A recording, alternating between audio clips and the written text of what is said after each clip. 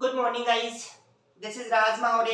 और जैसा कि मैंने आपको अपने लास्ट वीडियो में बताया था कि हम लोग मॉडल पढ़ रहे हैं और इस तरह हम लोग 10 मॉडल पढ़ने वाले हैं। और हमने लास्ट वीडियो में देखा था कैन के बारे में, और आज हम लोग इसी का अगला मॉडल देखने वाले हैं, क्या, कुड।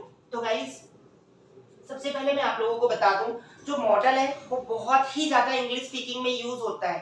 तो इन्हें दिन भर जो भी सेंटेंसेस यूज होते हैं आप देखिएगा, बहुत सारे शब्द हम लोग मॉडल से रिलेटेड बोलते हैं। लगभग ऐसा माना जाता है कि 20% इंग्लिश स्पीकिंग आप कर सकते हैं यदि आप मॉडल को बहुत अच्छे से समझ जाएं और सब अच्छे से सीख जाएं, तो है ना।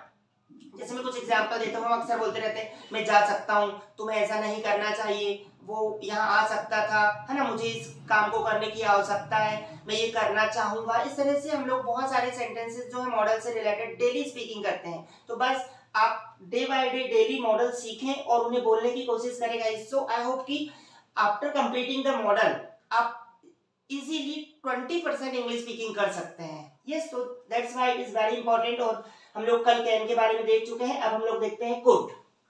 ये ठीक क्या होता है, कैन का opposite form, opposite we can say that कि ये कैन का पास्ट फॉर्म होता है। जहां कैन का हिंदी मीनिंग क्या देखा था हमने, सकता है, तो इसका हिंदी मीनिंग क्या हो जाता है, सकता था, सकती थी, सकी, सका या सकते थे। तो हिंदी सेंटेंस के अंत में इस तरह की इसकी पहचान रहेगी। और फॉर्मूले तो आप लोगों को पता ही है, सब्जेक्ट, मॉडल, वी1, ऑब्जेक्ट और अदर वर्ड। मॉडल की जगह आप इनमें से जो भी मॉडल रखना चाहे वो रख सकते हैं। तो हम लोग अभी पास्ट के बारे में देख रहे हैं, है ना। तो इसका जो यूज होता है वो होता है to show the ability of past, means भूतकाल की योग्यता बताना हो।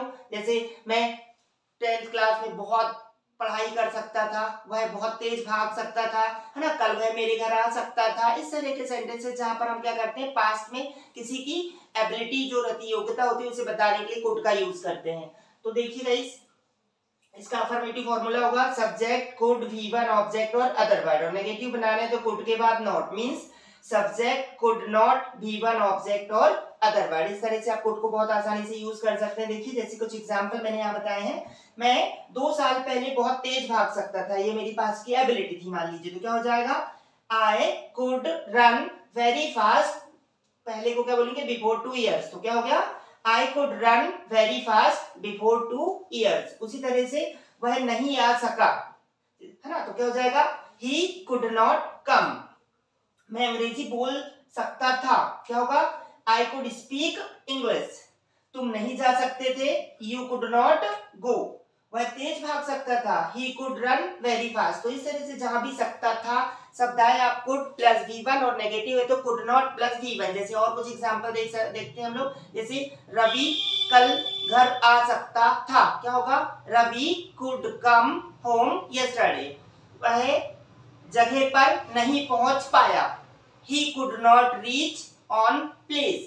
मैं बहुत तेज भाग सकता था, I could run very fast। मैं बहुत अच्छा क्रिकेट खेल सकता था, I could play cricket very well। तो इस तरह से पास्ट में आपकी जो भी एबिलिटीज हो उसे बताने के लिए सब्जेक्ट, कुड, वी1, ऑब्जेक्ट और अदर वर्ड को फॉलो करें, एंड देन आप आसानी से इसको इंग्लिश स्पीकिंग में यूज कर सकते हैं। तो गाइस इसी तरह से सभी और भी मॉडल्स को हम धीरे धीरे डेली पढ़ते जाएंगे। और आई होप कि आप इसे समझ पा रहे होंगे, तो आप इसे यूज करें, बोलने की कोशिश करें। Thank you, have a good day.